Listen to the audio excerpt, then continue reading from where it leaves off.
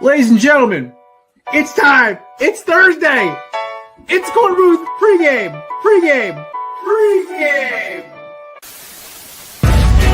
No debate, cause it's over. I'm too official, got the drip, I got the sauce. Bring the proof when it's time to tell the truth. I'll be at the corner booth, find me in the corner booth, yeah. Still standing and defiant. Slay the competition, cause I'm walking like a giant.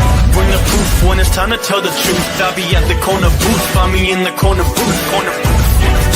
Love to see this team add another receiver, whether that's trade or free agency. That's okay. Pittsburgh's the AARP retirement home. There's a bunt record. That person's never going to have to worry about that thing ever getting broken. I hate analytics. I think it's ruined the game I grew up loving. I will do unspeakable things for the Giants to win this rule. Oh, pause.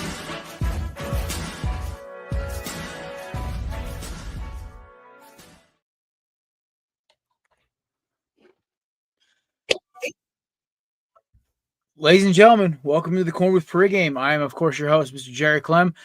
It has been a fun, interesting week of sports news and topics and everything else. We had our first coach firing. It wasn't even the SEC. That one was crazy.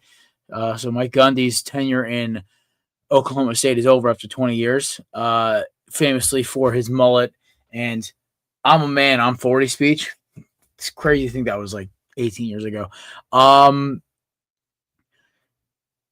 Problem, my baseball team season's over today. Just lost 8-0 to the Dodgers. Lost last night in a walk-off in the 11th. Barring a miracle where Brian's team chokes and the Reds choke, it looks like our season's over. But before we bring everyone else in, I want to give a little salute to my Diamondbacks today. I have been up and down on this team all year, to say the least. And the fellas know this. Everyone and their mother picked them to be, except for Matt, picked them to be like the big surprise, like contender World Series prediction. And I had a gut feeling in the bottom of my heart. I'm like, we're screwed. Injuries, Corbin Burns struggled. Everybody and their mother had to get Tom John surgery. And, slow starts from Corbin Carroll, Ketel Marte. But you know what? Finishing 2 or 3 games short of the wild card with how bad this roster is, and basically have to win one more game to finish at 500 or better with how this season went. It's pretty good. Arizona has always been kind of that team. I've always loved baseball since I was a little kid, and I've always kind of stuck as a Diamondbacks fan. And somehow, some way, these guys find a way to keep me rooting for them regardless of how nasty the seasons get. But I think this is probably one of the years where I'll kind of really – it's the polar opposite of last year, where last year they had all the talent in the world and they just couldn't hold it together. And this year was they didn't have any talent. They still – besides like a couple superstars in Carroll and Marte, and basically fought their entire way back. So I want to give a little salute to Torey Lovello and the fellas before the show starts today, because I root for them just as hard as the Diamondbacks and Hurricanes, but they're kind of like that team I kind of always kept close to the chest. Best case scenario, we would have made it, maybe take a game for the Dodgers or something like that, because they always choke in the playoffs. But in reality, we would have gotten smoked by the Phillies or the Brewers anyway. So, but I want to give a little shout out to the Diamondbacks today, because, definitely kept me going through the ride this season. But I will say this is the ultimate silver lining. We made it this far with 3 superstars and a bunch of AAA talent. We get Martinez, possibly Burns, and Puck and Gurriel back by mid-June next year. So maybe a decent offseason. We're looking at Arizona being a really nasty team down the stretch. So, that's all I can hope for going into next season. But other than that, boys and girls, it's going to be a fun night. We got a fun football game tonight, speaking of Arizona. We have our first rivalry jersey game tonight between the Seahawks and the Cardinals. Cardinals, of course, repping a Diamondbacks-inspired jersey, sort of. Los Serpientes. And, of course, the Seahawks have the wicked-looking silver, navy, and green. But you know who also look handsome, gentlemen? My 2 co-hosts for the night. My co-host, Matt Ardaza. Matty, how you doing, brother? Hey, is my microphone working by any chance? It is working. Oh, there we go, because it wasn't plugged in, and I just did it, and sometimes it doesn't work, but here we are. It's okay. I've been messing with my stand for the past 3 hours trying to get to work. So, no, hey, shout out to the Diamondbacks and everybody. Well, like we said, I was the one that gave the Red Sox my love, thinking that was going to jinx it, but that did not. So I'm not part of that. I'm not part of that group that jinxed them, thankfully. But I think shout out to the Diamondbacks, because when everybody thought they were punting on the season, trading Suarez and everybody that they traded, they still fought tough to the end. Are they statistically eliminated, or are they still? No, they still can make the playoffs, but they basically have to sweep, and then the Mets I think have to lose 2 or 3, and the Reds have to lose 2 or 3. So it's not good. Well, I guess on the bright side of it all is that, I mean, if that is the case, and I know you had the Padres coming up, but they don't really have anything to play for, so maybe you'll kind of get a half-try Padre team. I mean, but that never happens. The Dodgers really have nothing to play for, and they're still trying to kick our butt. They still kicked our ass.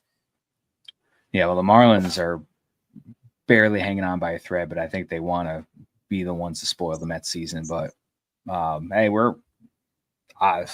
we're in good shape right now. We're tied for first. Toronto has the tiebreaker. We have the White Sox tonight. We can hopefully sweep them tonight. Hopefully the Red Sox can sweep the Blue Jays.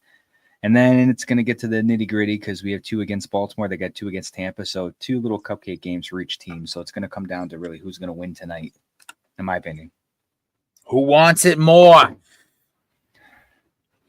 I loved they were doing a post-game interview with Jazz when they clinched the playoffs, and he was talking to Meredith Marakovitz, one of the team media people, and they just kept handing him Budweisers as he's trying to do this interview with the lady, and she's just like, "It's all right, enjoy him." He's like trying to talk to her, and he's like, "Oh, thank you. Oh, thank you. Oh, thank you." He starts laughing. They keep handing him like 3 or 4 Budweisers in a row just to mess with him. That's awesome. I love it. You know what? The craziest thing about this whole scenario with the Diamondbacks, and it's something I don't want to complain about, and I may have figured out this new solution to this fan thing. But I'll wait until we bring Brian and Nate in here so I can do it. The biggest thing I've noticed with this baseball season has just been a war of attrition. It's really come down to who can stay healthy. It's like, look at the Braves. They got decimated early, and then their pitching just wasn't there, and their season went down the tube.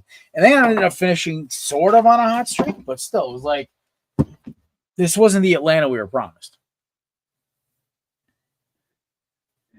Yeah, now I'm more fixated. I guess we'll wait until everybody gets in, but I want to see what everybody's opinions are. Who's going to be MVP for the American League? It's a tight race right now, but I'm anxious to see what everybody's thoughts are. Yeah, I'm interested too. So while we're doing that, while I get my tech situated, we're going to bring in our producer and our other co-host. They're both from the same podcast. Ladies and gentlemen, our handsome gentleman from 3rd and 10, a Danbury native, a Giants, Notre Dame, and Mets fan, Brian Germanaro. What's up, buddy? Welcome back.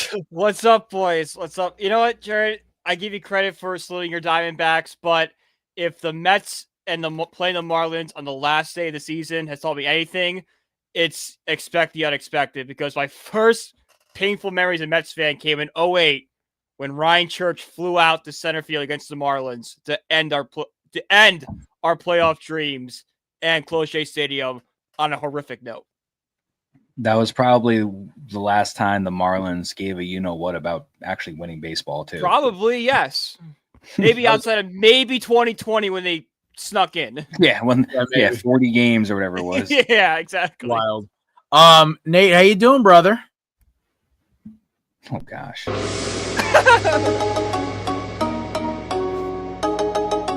We're getting canceled. He's muted too. Young Wei Koo has joined the Giants. He will be activated to the active roster by Sunday. And an Asian has joined the Giants. My biggest wish has come through. What about winning a Super Bowl while you're alive? F that crap. We have an Asian on the team. He's won 2 Super Bowls in his lifetime. What are you talking about? I'm good. He might have been like 5 and 12, but it still happened. Yeah. That's like me getting a Pollock on the Eagles or something. Oh my God, so funny. Me an Italian quarterback. That'd be great. I tried to get a shot before today's show, but unfortunately I couldn't get one in time. But good to see you boys. I'm very excited about this Sunday. for obvious reasons, not just for Jackson Dart, but also because my cousin's playing for my team. But yeah, hopefully we can cut that sorry A Graham Gano out of here and we can put in a real kicker, a guy who will make his family proud. All right, Maddie, you got some questions for the fellas. I'm going to drop out and fix all my tech issues right now, so I'll be back in a minute. Well, one, I want to just reiterate, Jared and myself had nothing to do with Nate's shenanigans. Neither did I. I was forced. Yeah, Brian too. I was told. I was not aware that was going to happen. None of us gave Nate the idea. Nate brought it up himself, and Nate executed it on his own. And also, I'd like to add, I completely forgot. So when I heard the music and then I saw the edamame pop up, I was like, oh my gosh, he really is doing it. And then I thought about the hat, and then you told me that you couldn't get the hat in time. So my question, and now that that's out the way, my question to all of you is for the American League MVP, for the longest of times, it was a really tight race between Judge and Cal Raleigh. Judge did miss about 9 games or so from when he injured his elbow, I believe it was. And then Raleigh has just been running away in terms of the RBIs and the home runs. So I guess my question to you guys is, who do you think between Raleigh and Judge is going to be the MVP? I think it's a tough one. I think it's really tight, but I think I have to give the edge to Raleigh solely because there is still a possibility, although very slightly it is, that he breaks Judge's home run record for most home runs in a season by an American League player. And doing it as a catcher is crazy because there have been great offensive catchers like Mike Piazza, Salvador Perez, but that is a position in baseball you're more okay surrendering offense to have defense. Aaron Judge is having a great season. He's the best hitter in baseball, all that stuff. We've seen plenty of outfielders have great seasons that are similar to Judge's year. No catcher, I think, can hold a candle to what Cal Raleigh's doing right now. No, I agree. And for the entirety of the season, I kept referring, in a joking way, to Cal Raleigh as the runner-up of the MVP. But those 9 games that Judge missed, I think really kind of sealed the deal for Raleigh because looking at the stats, now Judge has more hits, Judge has a better OPS, and he has a better batting average. But, I mean, at the end of the day, right now, modern baseball it's just a home run show. And Raleigh, it's been a special season for Raleigh, and I think he should get the MVP. One, not only did, like what we got right here, not only did he break the record for the most home runs for a switch hitter previously held by Mickey Mantle, he also broke the franchise record for the most amount of home runs hit in a season by a Mariner, and then also the catcher. So he's got like 3 records. The most home runs, I believe he was, hit in the season by a catcher, most home runs in franchise history when he surpassed Ken Griffey, and most home runs record-wise for a switch hitter. So, I mean, this guy got 3 records in one season. And they could have won more. It's right there. It's 3 home runs. There's 4. Because the Judge is 62, so he has 2 to tie, 3 to do it, and 2 games left or 3 games left to do it. Mm-hmm. So he's possibly going for 4 records in one season, which is absolutely incredible. So I think, as much as I love Judge, as much as this could have been a very different ball game if he didn't miss those 9 games, because I mean, Judge can hit 2 in a game. That could be be 9 to 14 more home runs he could have on his. He could have had his own record by right now easily. But because of that time that Judge missed, I think it's just been very valuable for Raleigh. So for me, I have to give it to Raleigh because, like you said, he's got 3 records right now. He could go for a 4th. And he's doing something catchers really don't do in modern day baseball. If you get a catcher that hits for over 25 home runs, that's pretty much a plus. So he's doing something that the position hasn't done in a very long time, or if ever. So I got to give it a Raleigh. I don't know how you feel, Nate. Yeah, same way for me. What's it called? Time to BS the podcast. They honestly stole my point. For a switch hitter to put up that many home runs as he has, and we're not surprised to see Judge have the season that he's had. We've seen this before, and as Brian mentioned on our show today, he's had much better seasons compared to this one. Not to downgrade what another great season by Judge, but we've seen Judge do more in the past. Whereas with Raleigh, right, this kind of came out of nowhere, and he's obviously helped the Mariners propel to a division title to win the AL West, to be exact. And I think that's something that's deserving of a AL MVP compared to Judge, that who yes, his Yankees are also in first place in their own division, but at the same time, we've seen this before from the big guys. So yeah, give it to Raleigh, and big thumper. He's got a big old butt down there, but he knows how to swing the bat too. So shout out to him for sure. I love it. Technically tied for first. Toronto has the tiebreaker, but we're getting there. Honestly, kind of might be weird. I'm almost like I'm not going to be upset if the Yankees get the wild card because Judge has kind of been fairly hot lately, and I almost kind of wanted to just kind of pour over into the wild card so he doesn't have that gap because I'm just worried about him having that gap, the ALDS starting, and then all of a sudden he goes 5 for 50 again. Yeah. I'm like, I can't have you heat up in Game 4 of the World Series when they're already down 0-3 again. Yeah. And how many playoffs have we seen Aaron Judge just be like a no-show? Oh yeah, I think probably about 80%, 85% of them. Yeah, exactly. So keep him hot, and plus, as a baseball fan, I much rather watch a Yankees Red Sox wild card series. Yeah, and I want the New York Yankees postseason MVP for the last 8 years, Giancarlo Stanton, to be healthy. He's the most important guy. Aaron Judge is the man from March to September, but once you get into October, it's Stanton, and Stanton. No, you're right. You're 100% right. Yeah, like what he was saying. Raleigh right now he's hitting 248, I believe, and Judge is maintaining a 328 average. I just wrote these stats down, but but he's still, in my opinion. Jared, how you feel? But I think Raleigh should get it.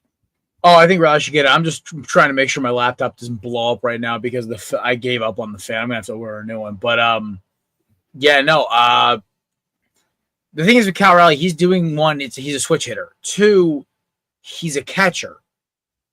And 3, this is the first time the Mariners have made the playoffs and actually looked formidable, probably since 2001. So I think it's a no-brainer. I think we have to really tuck away the Yankees East Coast bias here that a lot of these writers have and just say, hey, listen, this guy deserves it over Aaron Judge. Aaron Judge had a phenomenal season, but at the end of the day, this is something generational. Also, my favorite thing last night was seeing George Springer and when the Blue Jays put in the Yankees, I believe it was a couple days ago, when he's like, if they want New York to win, just say so. I was like, jinx, not a good look for the baseball umpires because it was clearly fair the ball he hit, but it's whatever. Yeah, and he had a broad's eye view of it too. You couldn't get more of a perfect seat for that, for that play than that umpire had, and he still called it foul. Reminds me of when the Yankees got screwed against the Astros when that guy was a Red Sox fan that was an umpire that was just blatantly missed 15 of 21 calls, 15 against the Yankees, and all of a sudden they blew up his Facebook. He's all in Red Sox gear. Oh, yes. I forgot about that. Yeah, go check that umpire's Facebook, whoever told Springer his ball is foul. Mm-hmm. He might be a Yankees fan. Yeah. Or he's just a really bitter Orioles fan again. Or he's a Dodgers fan who's still upset about 2017. Yeah, well, hey, listen, he's got a lot to be happy for right now if he is. Mm-hmm. True. They got COVID and they got 2024. Yeah, that's fair. Do you count? I count COVID as Mickey Mouse. I don't count that. Oh yeah, I don't count any COVID title. I refuse. The only one that counted was the Buccaneers because of the full season. Mm-hmm. Weren't the Rays in the World Series that year? Yes, it was Rays Dodgers. And then Kevin Cash made the dumbest move. Well, he pulled Snell an inning early, and then the Dodgers took advantage of whoever the hell he put in over him.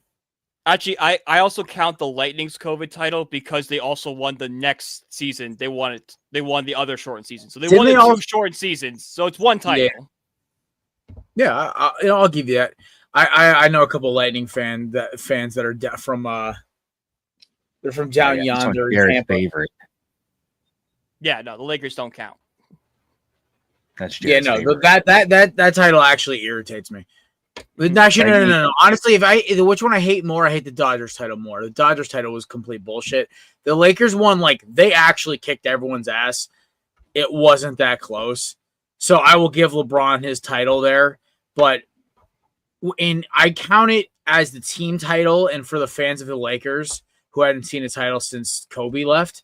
So for them, I will give them that title. For LeBron, I count as a half a title because MJ probably would have won that. So to Kobe, it's not a championship banner to hang your hat on there, Bronny. Yeah, no. Yeah, I guess that's the way I look at it. But in terms of for the fans and stuff, I actually like consider that a title. Our other guest, Mr. McCarthy, will be joining us in a little bit. Obviously, he's a little behind schedule. He's a very busy man and everything else. But we're going to talk Thursday Night Football tonight. So we have a very fun game. Now, hear me out. We had some weird things happen Sunday. Obviously, Cardinals lost their starting running back, James Conner, to season-ending. What looks like season-ending injury. I believe it was ACL. I think so. Ankle, I think. Ankle. Could be Achilles. I got look it up. Yeah, Matt's going to look it up right now. But we also then have lower body thing hurt him. As a guy who's drafted Trey Benson in back-to-back years, hoping he's going to get his shine. This is my magnum opus. I feel awful for James Conner because I actually know people who know him personally. He's a very nice guy, apparently. And even though he played for the hated Pitt Panthers, I still respect him. Dude beat cancer. Can't knock that. So wishing James a speedy recovery. But for right now, when my team desperately needs a running back because Tyrone Tracy went from being terrible to being injured, I rely on you, Tyrone Tracy, because I needed David Montgomery to go ballistic for me on Monday night to end up winning, which he did. So thank God. But I can't keep doing that every week, man. So even though I do like the idea of the Lions like running both running backs for 15 carries pop, that gives my heart joy. That's going to be like a new system. James Conner was just labeled as a right foot season-ending injury. Liz Frank, guaranteed. There's only 1 foot injury that's season-ending. It's Liz Frank. I remember because Alshon Jeffrey had his final year with Philadelphia. Oh my God, I forgot Alshon Jeffrey's on the Eagles. Eagles legend, Alshon Jeffrey. He was a good part of that Eagles offense. I keep thinking of him as a Bear. I owe that man so many apologies. I used to bash him because I was team Carson Wentz all day, and then I've heard this from like 40 different people. It's like, okay, no. Carson was the problem. It was not Alshon. It was not Nick Foles, and it really was kind of a hard pill to swallow at first. Now that it's like kind of forgiving your ex-girlfriend for cheating on you.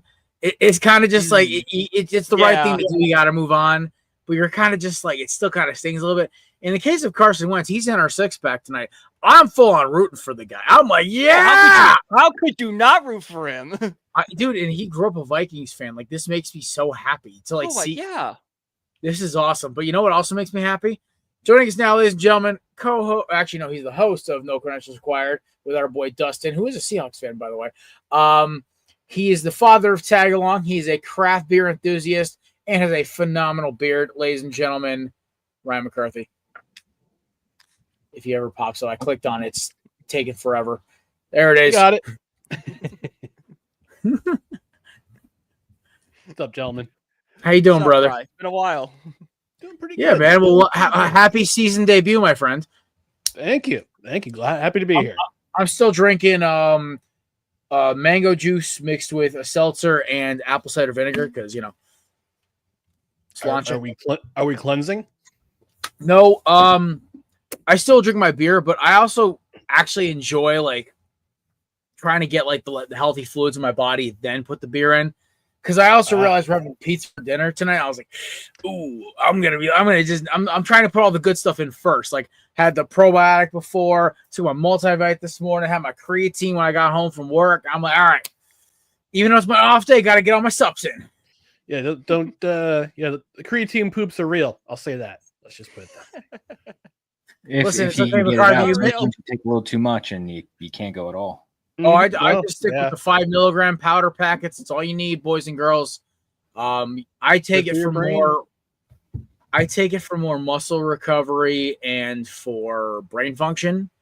Also, it's a natural antidepressant, which I always just find so cool.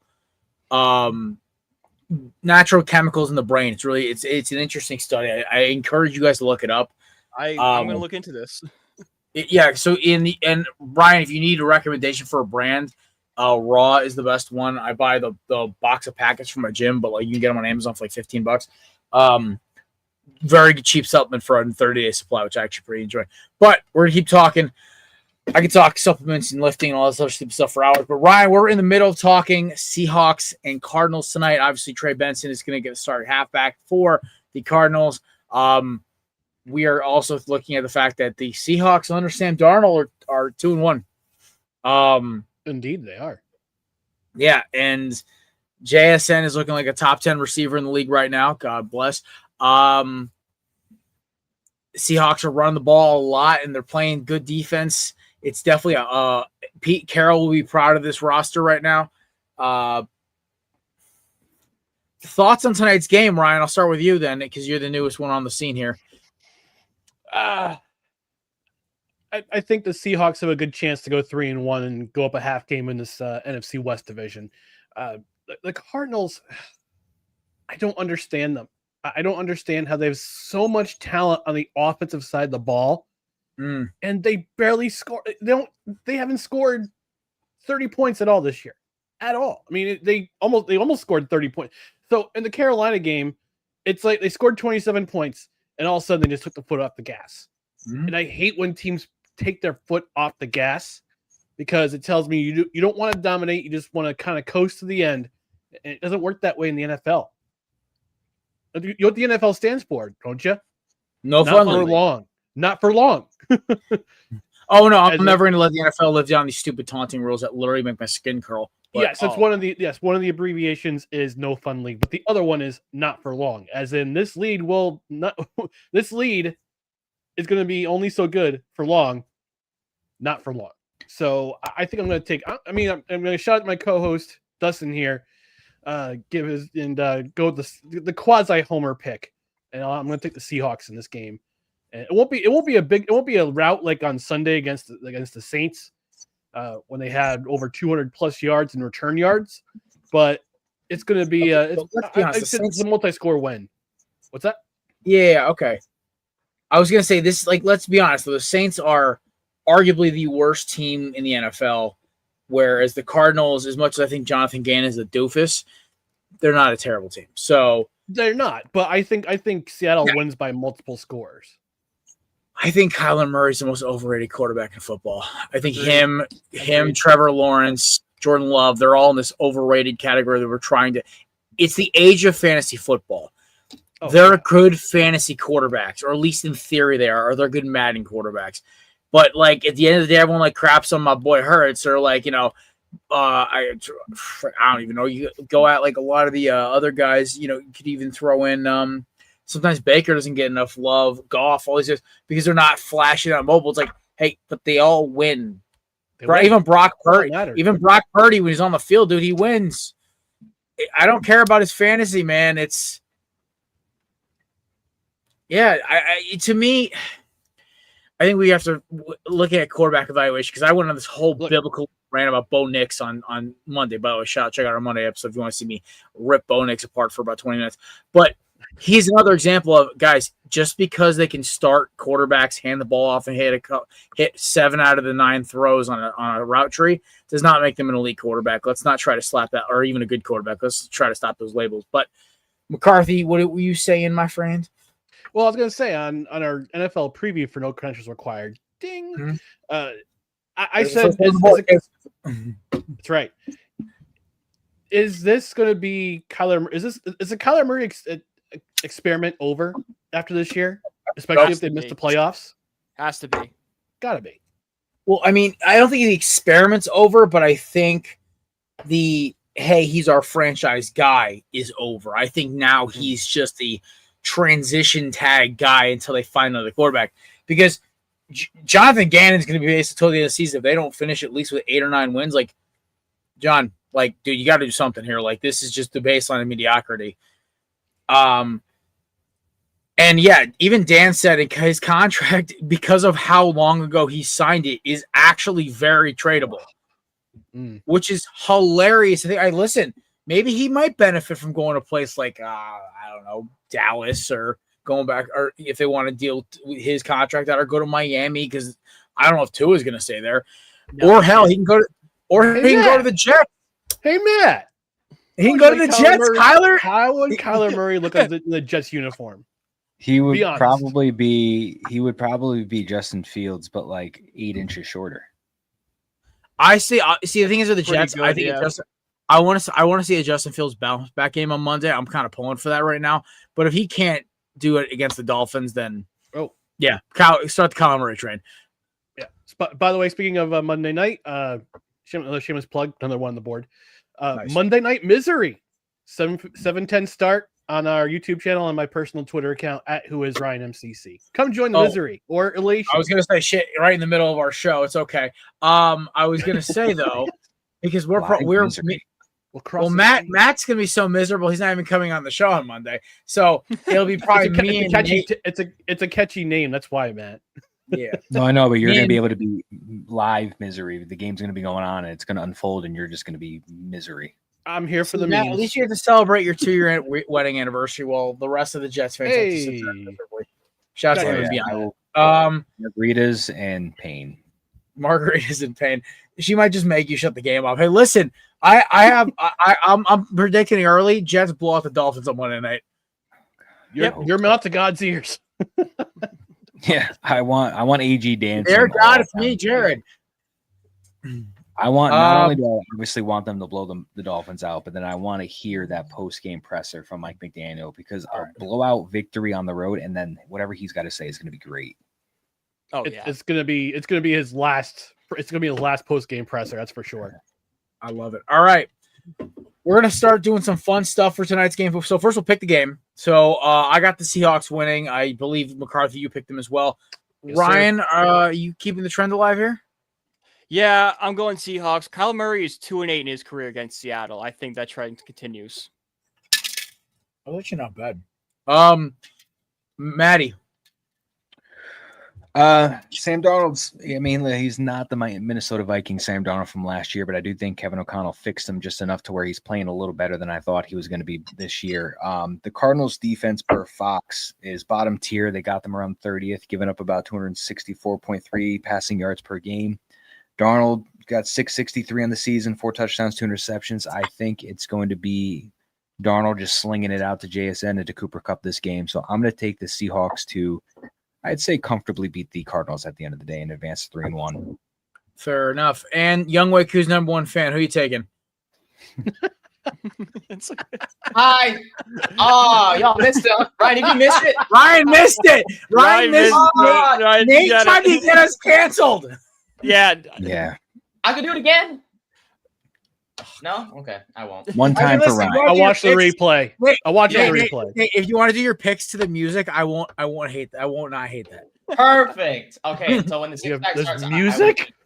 There's music.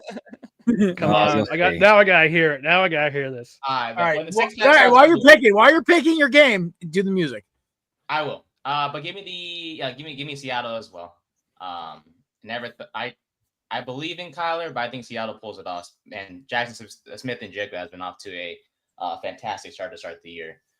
The clear receiver number 1 over there in Seattle. So, Ryan, when you hear the music, just know there was a bowl of edamame involved as well. Just for future. Also, a really funny looking hat. So Nate's a soy boy. In this aspect, yes. Mm-hmm. Okay. I gotta find my hat. That's acceptable. You mean you got to find the hat? There's props. Yeah, there's props. Listen, Nate does not do production. Nate does not do anything half-assed on this show. Okay, literally last year he came to our Halloween special dressed as a Panda Express chef. All on his own ideas, doings, no influences besides his own. I'll allow it because it's not cultural appropriation. There we go. Mm-hmm. Oh my god! Yeah, if I dress up as a leprechaun, if I come on the same show, dress up as a Dutch boy or a leprechaun, not cultural appropriation. Nah, you guys show up in a lederhosen, McCarthy. Lederhosen. It's Oktoberfest. I know, but it's Oktoberfest. That's true. Maybe next time. It's okay. One time I was at a barbecue. My boss at the time showed up in the ladies' Oktoberfest attire, and I was crying. I could not stop laughing. Oh man! Did he have the 2 giant liter mugs? Yes. Did he also have décolletage, as they call it? Yes. Another word for cleavage. Okay, thank you. Yes, they were those. They were like the prop ones you buy at like Party City. Oh Lord. Oh boy. Oh God. Oh my. Yeah. It was definitely a. It was definitely a fun environment. But all right, so I got a question for y'all. One, Maddie, it's time to keep the streak alive here. First touchdown in tonight's game. I'm gonna go. I'm gonna go. This is probably chalk, but I'm gonna go Jackson Smith and Jigba. Ooh. All right, JSN, you heard it here first. Last week Maddie nailed Ollie Gordon first touchdown. Yeah, and that was which is just a super flex. Originally, I said somebody else, and you said no. I want chaos, and I said I've got it, and you were like, "That's too chaotic, and it hit." Yeah, now I'm just gonna stop doubting him or any of my co-hosts picking first touchdowns on Thursday Night Football. Chris went on a heater. I think McCarthy, you were on for 2 of these when he hit like 2 or 3 in a row last season. So I'm actually, I'm gonna text Chris. Hold on, let's see what he says for first touchdown tonight. Or to go around the horn, though, boys. Who is right now is the worst team in the NFL? That is the question. I think a lot of the nominees are pretty simple. We have the surprise candidate, the Houston Texans, with the Tennessee Titans, with a offense that a 5-year-old calls in Madden when they're sleep deprived. Then we have the New Orleans. Yeah. We have the New Orleans Saints. We have the Miami Dolphins. And I hate to do this, Brian and Nate. Oh, no. You're right. You're 100% right. New York Giants. Say it. Okay, Yeah, I get a stamp of approval. I get it. I didn't want able to leave the sidelines. I'm like, fire him in front of I was in the building on Sunday night. I'm like, if you bring him out and fire him at midfield, I think every fan would go home happy. Why would you subject yourself to that torture? Free ticket. Exactly. Oh, if it's free torture, then yeah, go for it. Yeah. That's also called jury duty, but Yeah, exactly. It's true. All right, so we're gonna start with beer there, or I drink beer at home. I rather go somewhere. I mean, I'd rather not pay for the beer at MetLife. It's brutal. I did all in the parking lot. I did in the parking lot before the game. That's so. Fun fact: the rapper who does this show's intro, our friend Mr. Maserati, he's a good friend of mine. Me and him went to Eagles Commanders in 2021. It was the COVID game. We got into the Link parking lot on that Tuesday night at about maybe 6:48. The fact that we made it there by 6:48 was a little scary. I probably, thank God I didn't hit a radar gun to drive in my Honda. But we got there. We had a 6-pack of Imperial Bear Hug, which for you craft beer fans, that's a 9.9 ABV IPA. Me and him slammed 3 of them each in about 5 minutes. Oh, my God. Then I ran to the bathroom, took a quick leak, was given a free cigarette by an Eagles fan who overheard I was coming from Connecticut. Then we sprinted to the stadium. We only missed the first play and kickoff. It's pretty impressive. And then had you scramble to find food because we were both trashed by halftime, and one of us had to drive at least to Armonk where our other car was parked. So definitely it was a fun night. I had a blast. My first Eagles game. I think it was almost like crying in shock. I got to see Nick Foles' sculpture. I got to see the booze bins. It sounds so stupid when you walk into the Link. Oh, by the way, Chris's official first touchdown tonight, Cooper Kupp. So basically there are bins lining each entranceway to the ticket counters. I have seen guys drop half a 12-pack of long drink in there.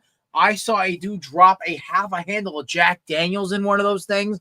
I was blown away. I threw out a seltzer in there. Like my buddy had like 2 leftover high noons. So we were drinking those and nips. We were spiking them with nips of I can't remember what they were, but we just like, oh, more booze.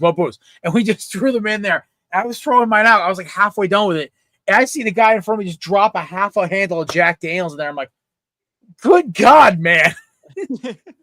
I'm like, Philly does it right. But it's the only stadium I've ever been to where there's booze bins. They literally let you get up to almost the ticket counter before you have to throw your booze away. Yeah, MetLife does it before you get online for tickets. They have like a gate, and then they have the blue bins there. Yeah, Philly does. It's so close, which is hilarious to me. But all right. So I guess I'll start it off. I truly think the worst team in football is the New Orleans Saints.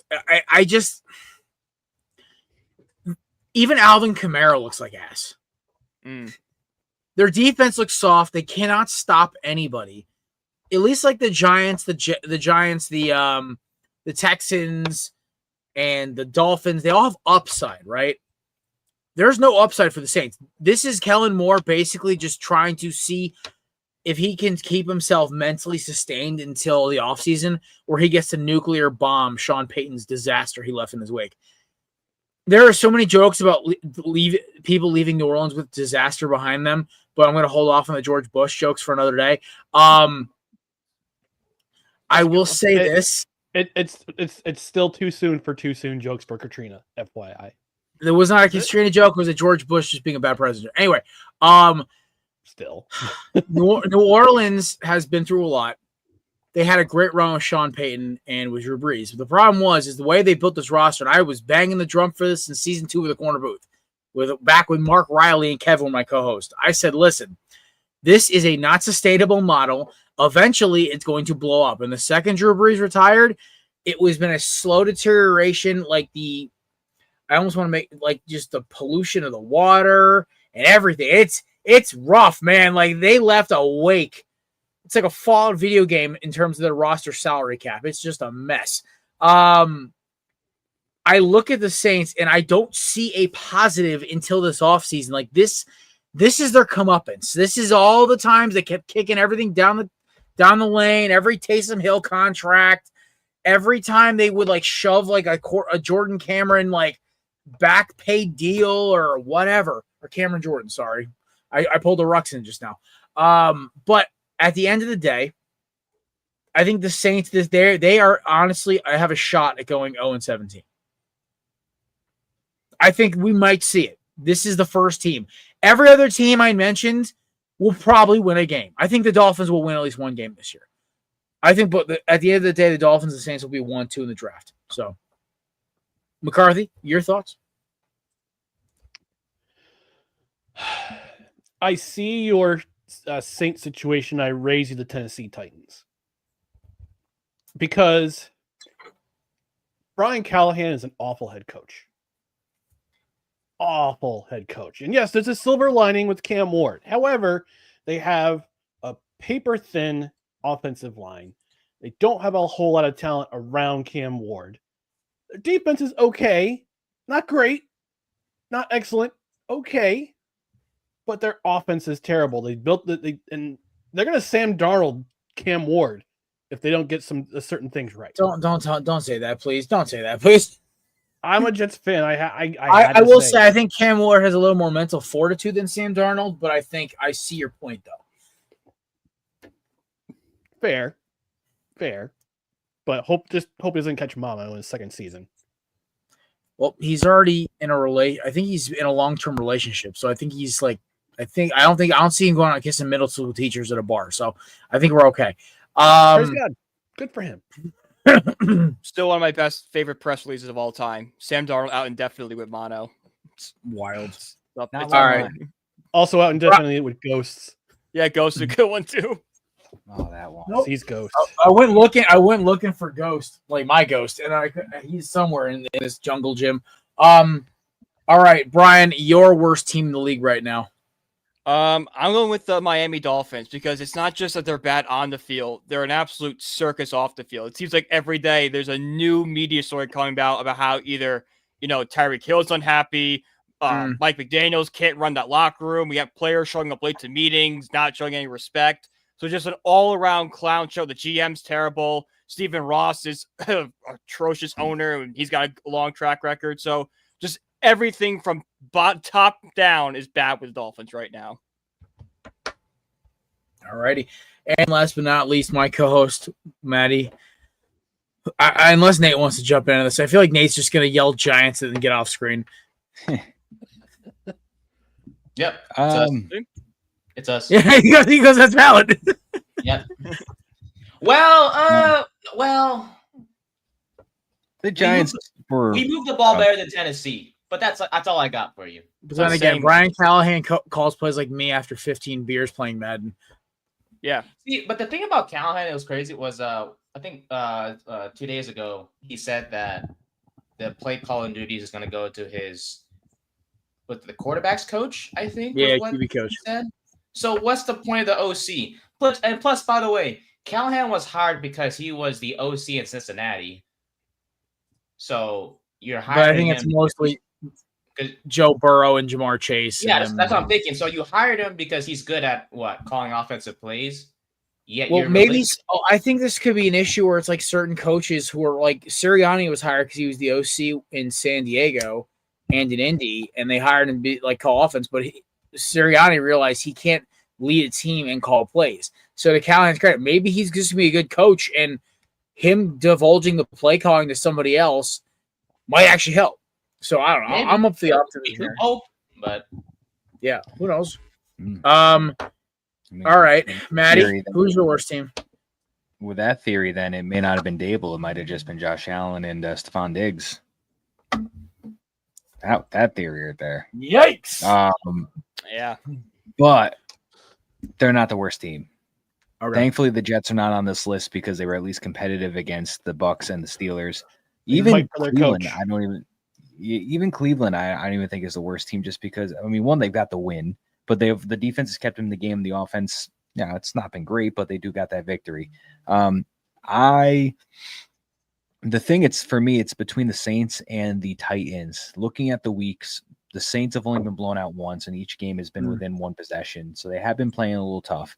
But I think I got to go with the Titans just because I think they literally have the worst head coach in the league. Like, I think I would rather have Kellen Moore than Brian Callahan right now to lead my team. And I like Cam Ward.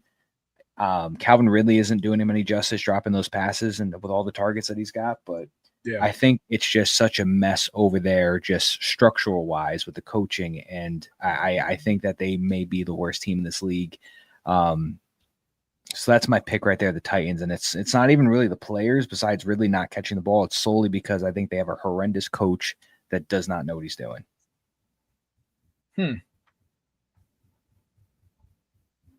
But it's not like, there's not like a big gap between the two of them. It could be the Saints next week, depending on how this week goes. I just tried to use this app I used to help me with my lineups. And I do agree with you. It's just I want to tell funny. The app, it's giving me other guys' teams as my lineups to set. I'm like, wait, what? I don't have Caleb Williams. I don't have Jared Goff. What is this? But yeah, I'm on the same page. You know what the problem with us trying to predict who the worst team in football is right now? We're only 3 weeks in. Somebody could snap and go ballistic and end up like pulling a Texans and sneaking into the playoffs. So we don't know.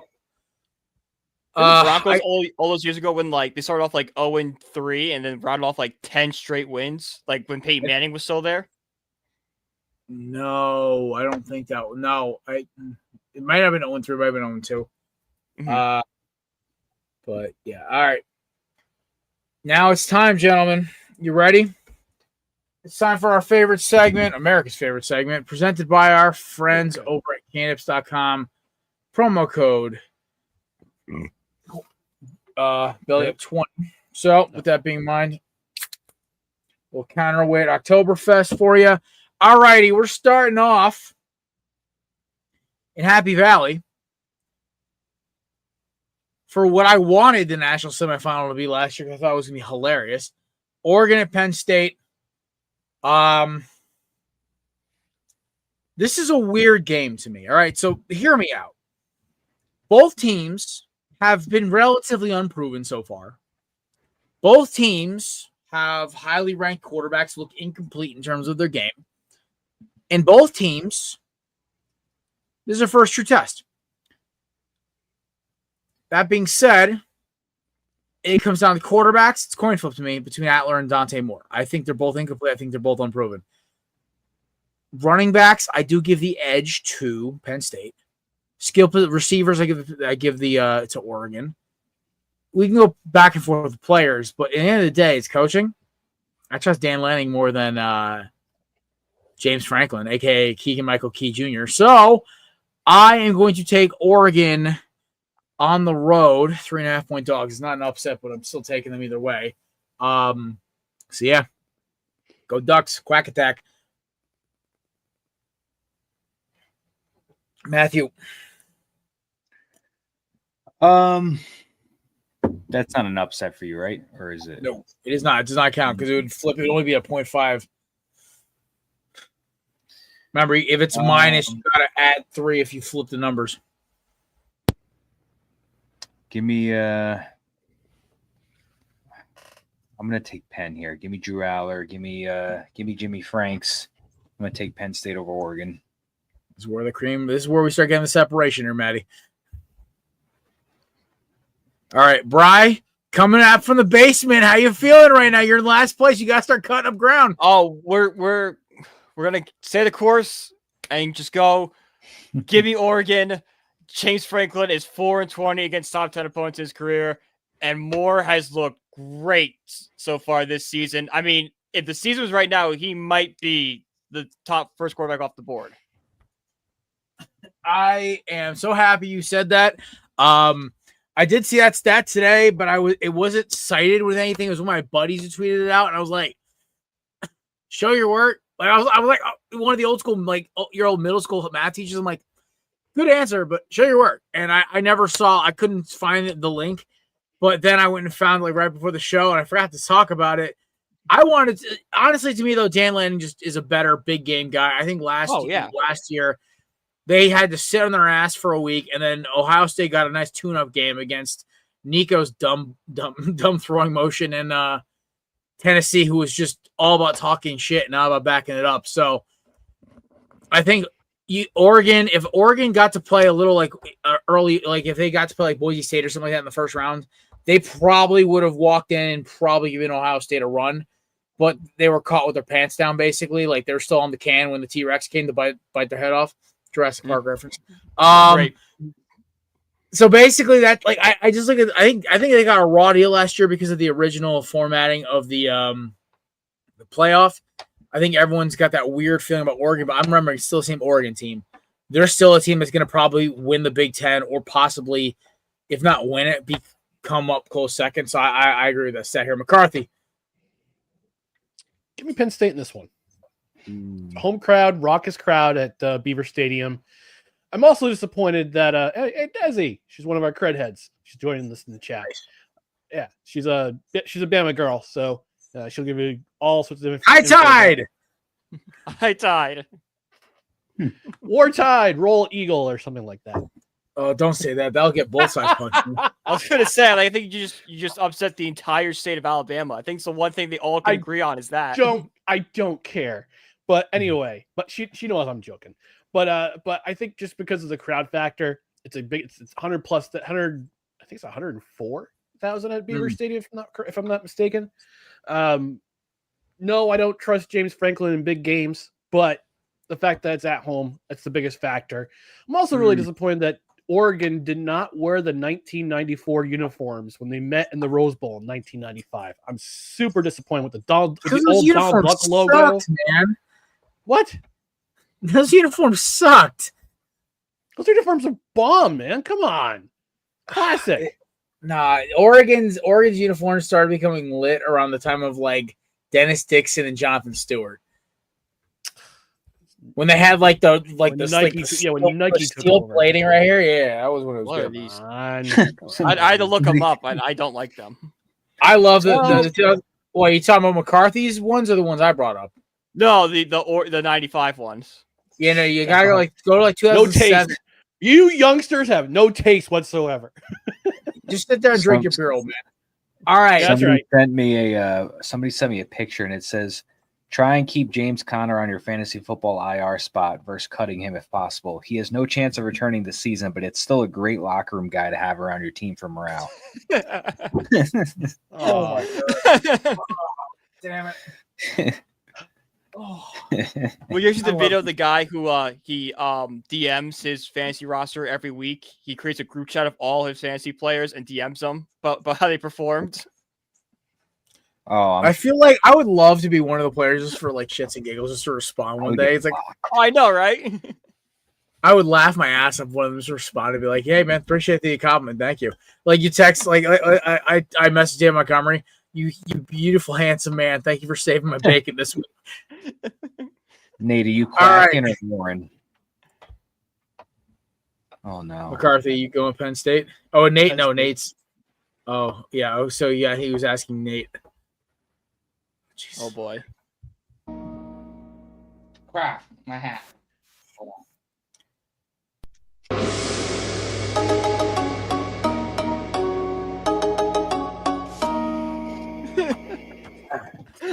Ryan's leaving. The Chinese gods have said Penn State will win on Saturday. Dude, you're Vietnamese. I don't care. That's not the point. Young Wei Koo signed with the Giants.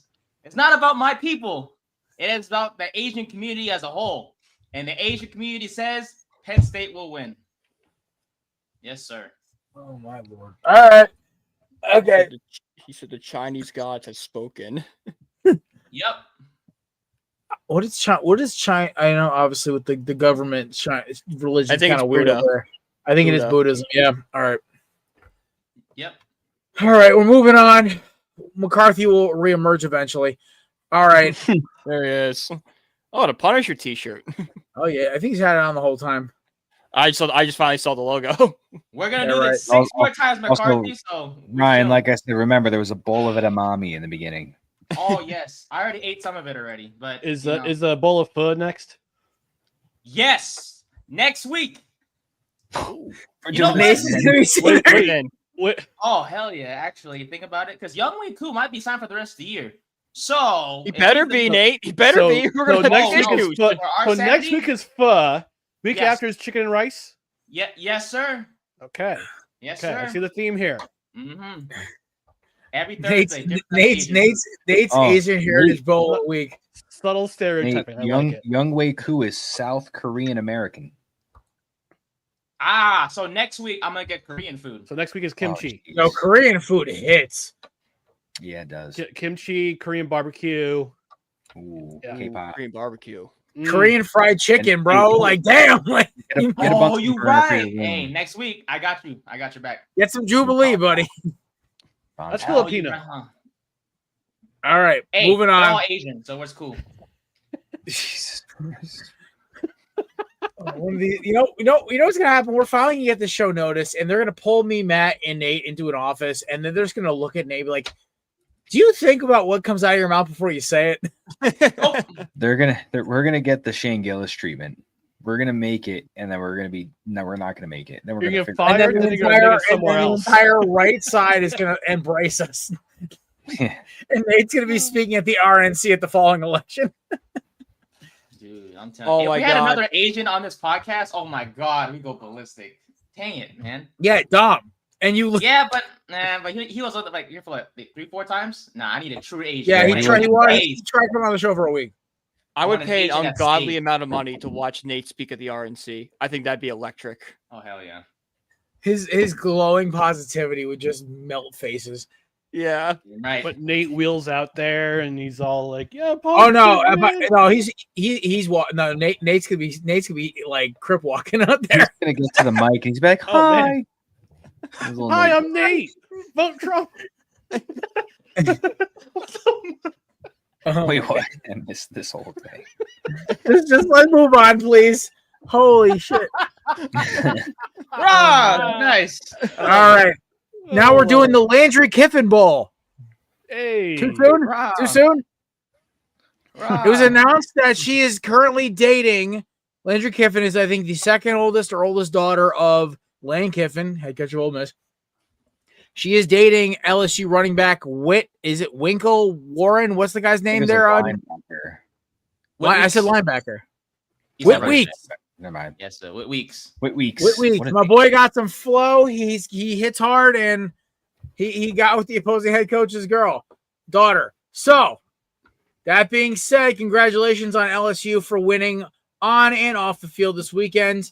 We're talking some serious butt kick. I don't think Ole Miss has I do like their new guy though. Their new backup quarterback. I cannot remember the guy's name for the life of me right now.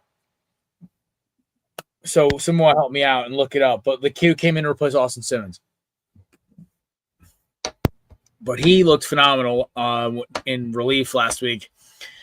I don't think it'll be enough, though. I think Garrett Nussmeier was going to go ballistic. Yes, Nate. Trinidad Shambliss. Shambliss. I knew he had an awesome freaking name. Yes, That's Trinidad name. Chambliss. Name. I watched the whole video from Craning Company about this dude, and I was like, oh, so he's like that. All right. Shout out to one-time guest on Belly Up, Jake. I think it was Jake Crane who came on with us, McCarthy. Jake Crane. Yep. Yeah, Jake Crane. He was cool as hell. He made fun of me for my blind optimism while in Miami. All right, I'm going to take LSU here. Maddie, I think your Tigers are the best team in the SEC. Yeah. Brian Kelly gets gift wrapped an SEC title because every other team has got about 3 butt. LSU's is their head coach. I will take a gift wrapped anything at this point for LSU. Yeah, I'm obviously taking the Tigers too. I think Garrett Nussmeier has a big game this week. Landry Kiffin, soon to be Landry Weeks, as Whit Weeks is going to. Whit Weeks is going to lay at the smackdown on Ole Miss, and he's going to show up to Lane's house when he comes home from work. He's going to be sitting right there next to the daughter, like, yeah, I just beat you about 10 minutes ago, and here I am with your daughter. Just what a story that's going to be. But I'm going to take the Tigers over Ole Miss. I think Lane Kiffin is like secretly trying to figure out if there's like a way to like sabotage this kid's college football career right now. He's gonna be like, "Hey, tag along is join the party." One of the many cats of the corner booth. Ghost is currently sitting across the room on his little perch. I think it's officially mouse season up in the sticks here, so he left one right at my sister's door on Tuesday. It was a very funny story. He got his first body of the year, so he's excited. Yeah. Tag along. You tell your daddy who's the boss. All right. Tag along. Chooses LSU. I figured as much. Brian, Ole Miss. You going with the Sharks, Rebels, or Puffs, or whatever the hell they're calling themselves now? I'll go Ole Miss and switch it up. I can't go Brian Kelly as a Notre Dame fan. I can't do it. Understandable. Respect. It's like I can't pick Duke because Manny Diaz. Nathan, sir. Oh no. What are the gods gonna say? Hi, now? how's it going? You doing all right? We're doing fine.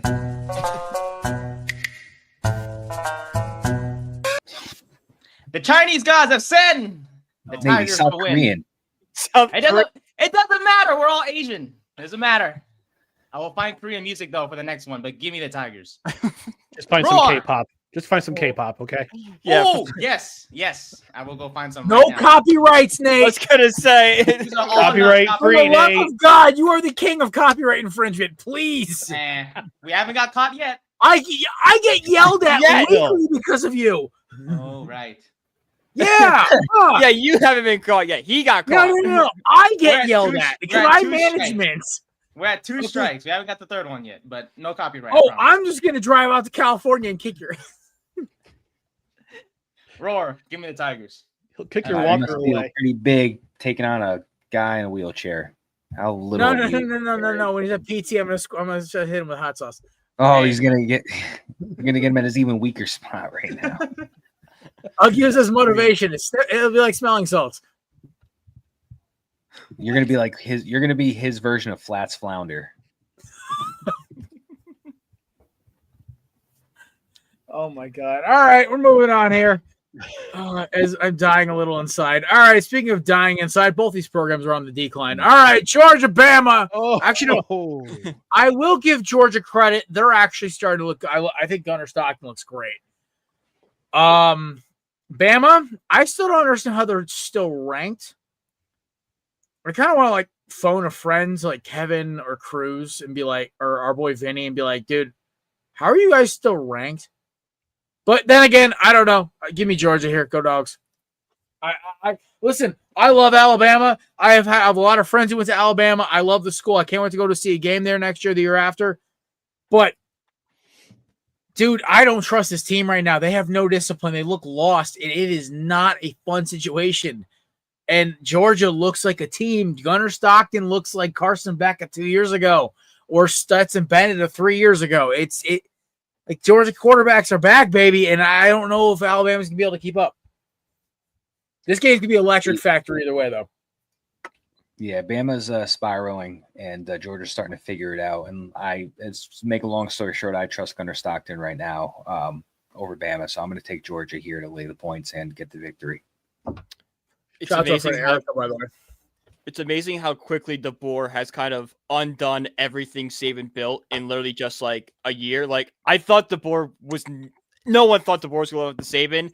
I'm just surprised of how quickly it's all unraveled for Bama. Give me Georgia.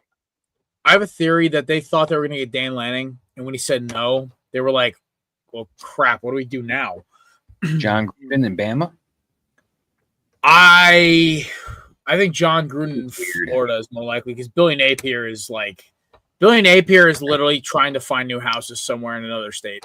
I think Florida's going to hold out for Dabo. I think they're going to wait before doing anything is see what Dabo does. Or maybe Mike Gundy.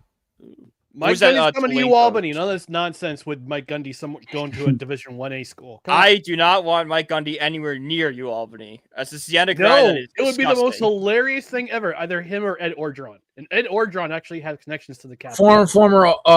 Former University of Miami offensive line coach Ed Orgeron. Go Tigers. Orgeron's a saint in this household. Orgeron is a guy. Orgeron's a saint in our household. He helped make Warren Sapp a Hall of Famer. Orgeron's the best. How can you not love Everyone loves Eddie O. That's the thing, man. He's like one of the most beloved coaches. Nathan, sir.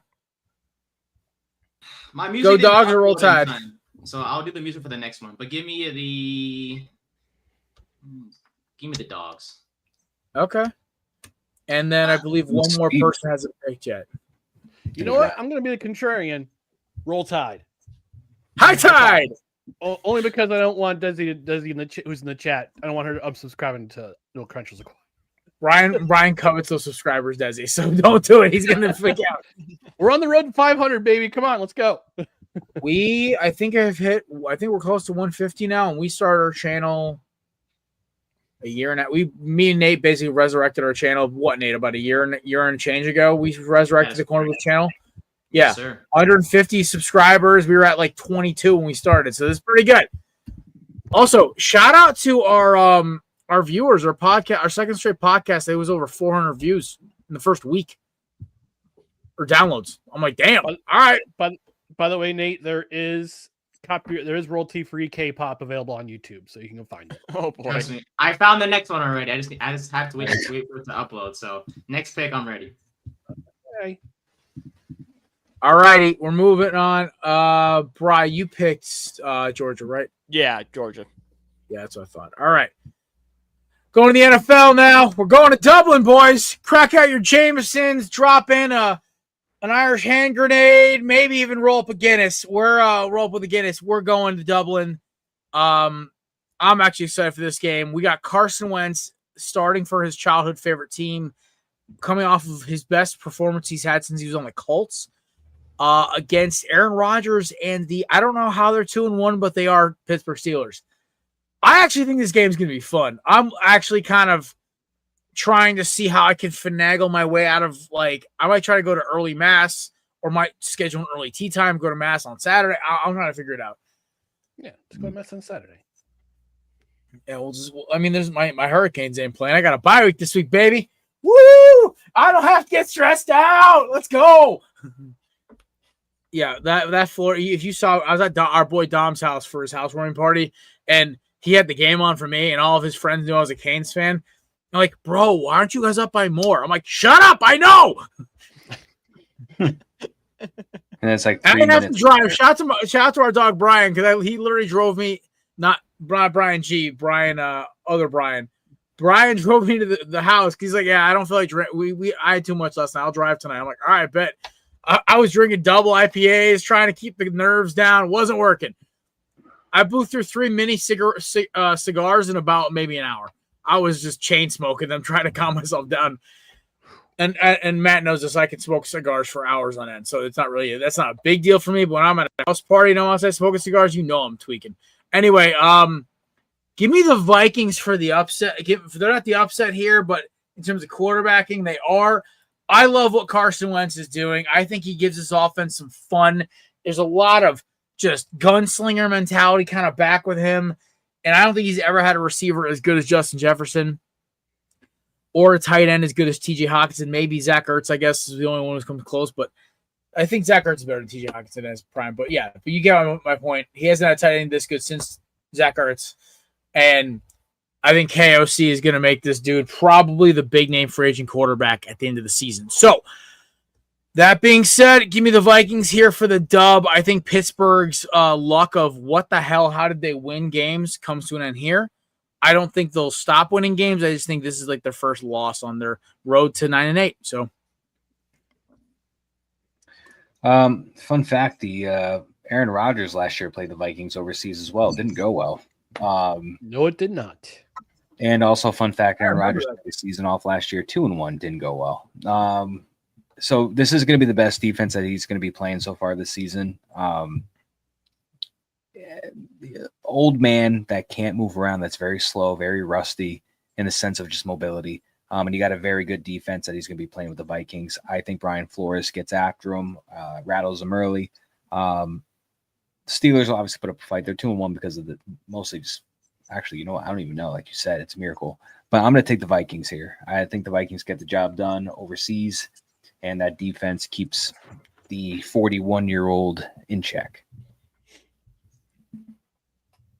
all right. McCarthy. Yeah, give me the Vikings. The Steelers' 2-1 record is a mirage. They should be 1-2. But you need a 60-yard field goal to beat the Jets in Week 1. But yeah, this Vikings team, yeah, they took care of a Bengals defense that was just they're not very good. Nope. And they forced turnovers that turned into points. So between a pick six and a fumble recovery for a touchdown. So yeah, and it's Rodgers in the backfield. He can't move anymore.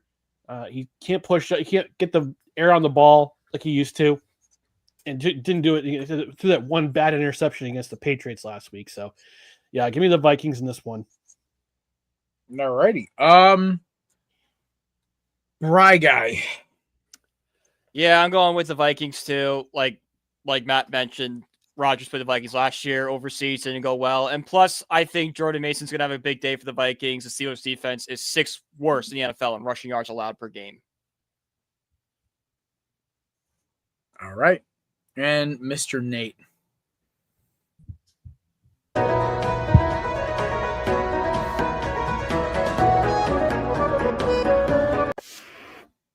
That really sound like Wii Sports. Yeah, right. Yeah, that was Korean music apparently. I thought it was Irish music. Yeah, Shoot, I was waiting for the bagpipes to start coming out and stuff. All right, like. By the way, Cam Bynum is Asian, so give me the Vikings. Ooh. Yes, sir. We're going with the Asian thing. Nate's just pulling out all the fun facts here. Yes, sir. God, I love being Asian. It's fun. We got all the good stuff. Okay. All right.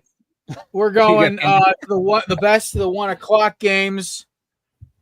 Bucks, Eagles. For those of you who are not obviously Birds fans or Bucks fans, this game has kind of turned into a little bit of a rivalry.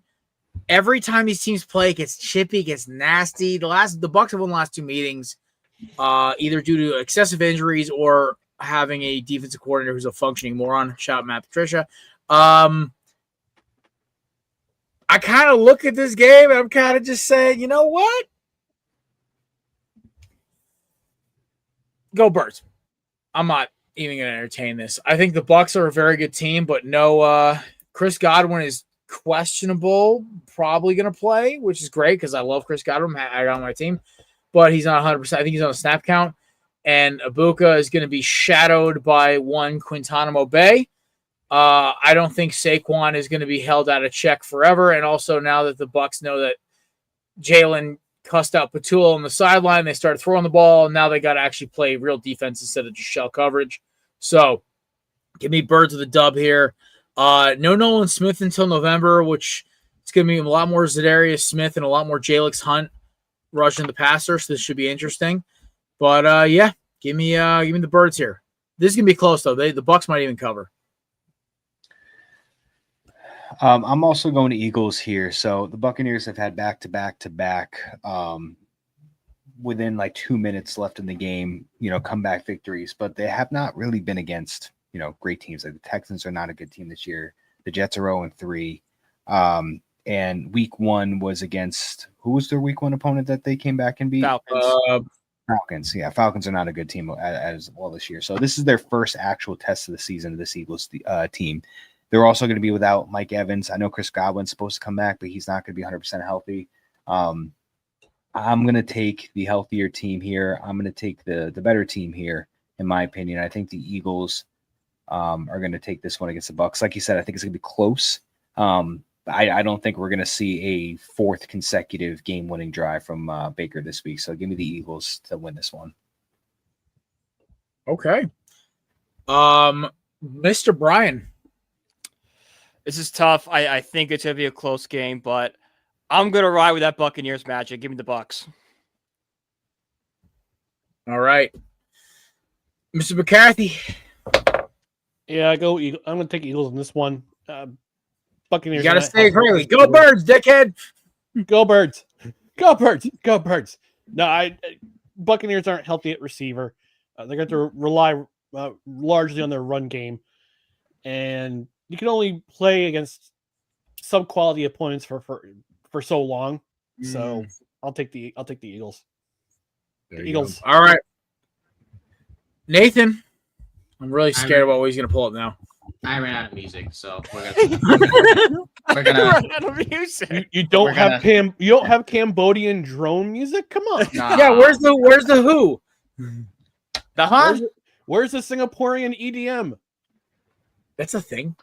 I don't know. I just thrown. I'll see if I can pull it up before show's end. Maybe for my upset. It's called. There's a Mongolian tribal war band called the Who. They did a song with the singer from Papa Roach. Love the Who. Never heard of it. So good. It's like you cannot play it on here because it'll definitely get flagged for copyright. Probably. Nah, man. Like the Bucs are a good team, but sorry, throat singing. No, that could be the song for this one. Give me the give me the Eagles in this one. Go Birds. Yeah, rah. All righty, we're moving on to last but not least. We're going with the Colts versus the Rams. Yay! This is the Are You a Contender Bowl? That's what I'm calling this one today. I'm gonna start with Matt. Matty, who you got here?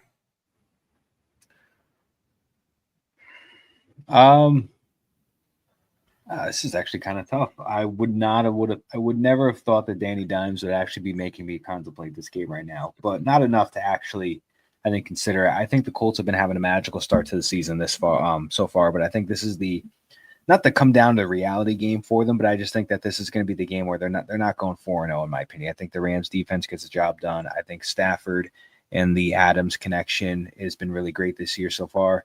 I'm going to take the Rams here to beat the Colts, and I think they could even cover this one. All right, cool. Mr. McCarthy. I'm going to take the Colts in this one. Nice. I don't think the Rams are. Look, I picked the Rams to win the NFC West this year, but they're just first. There's something about this Rams team. I'm just like, something's wrong. We keep being told they're elite, but we're not seeing it. They're mid elite. I don't know if it's a tier or not, but they're mid elite. They're good. They're good, but they're not up here. They're not Buffalo. They're not Philly. They're not Kansas City. 6-7.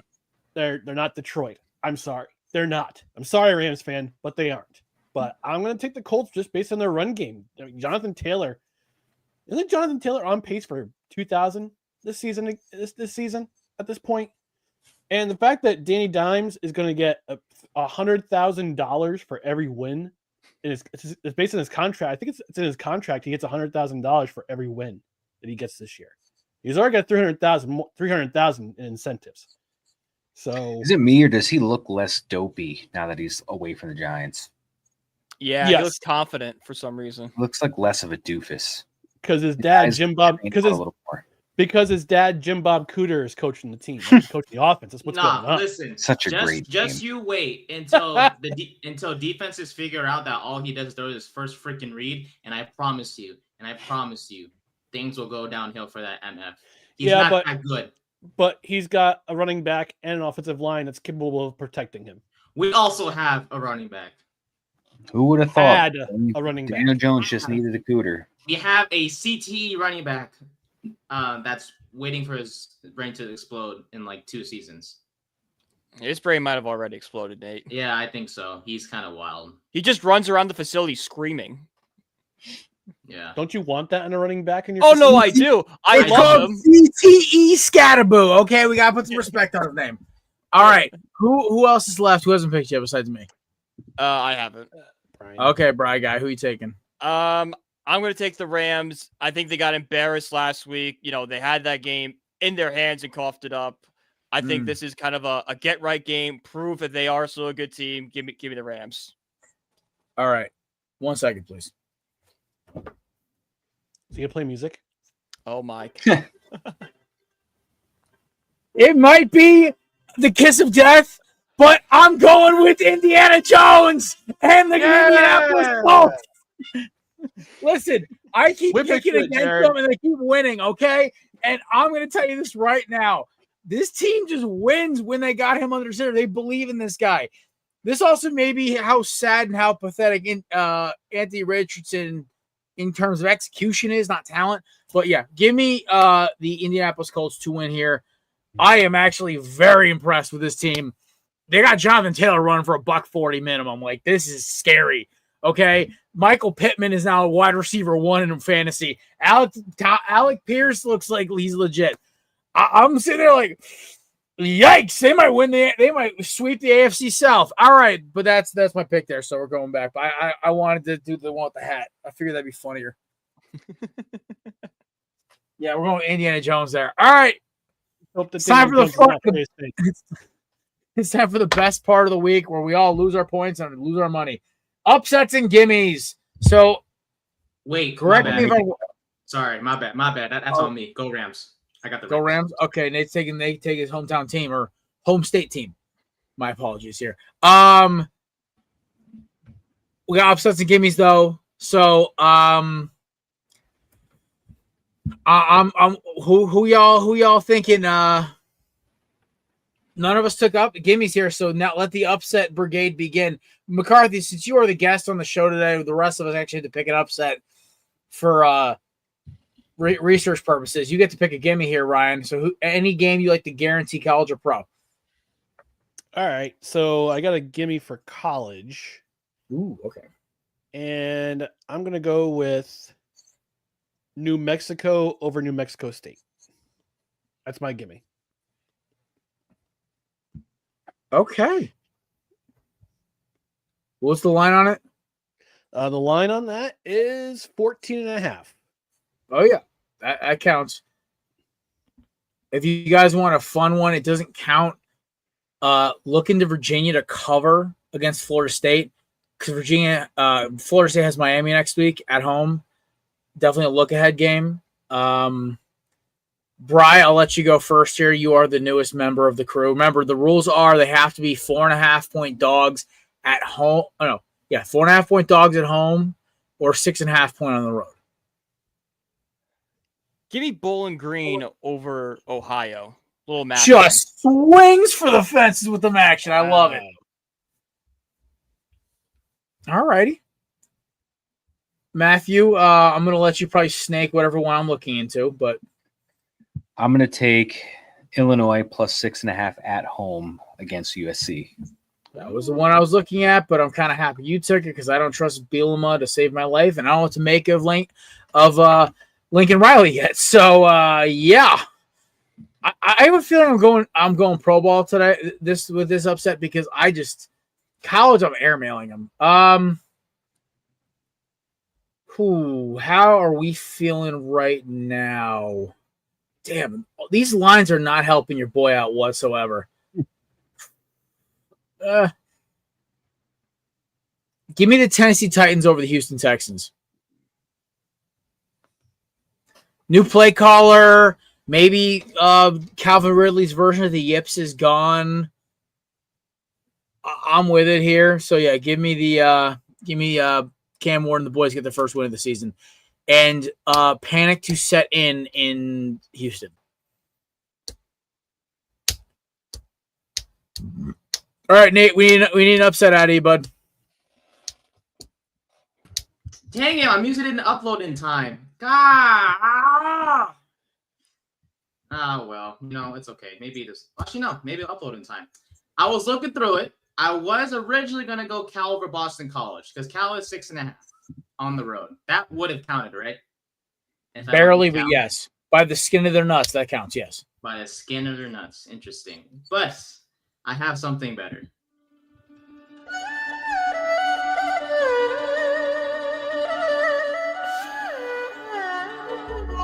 Under center.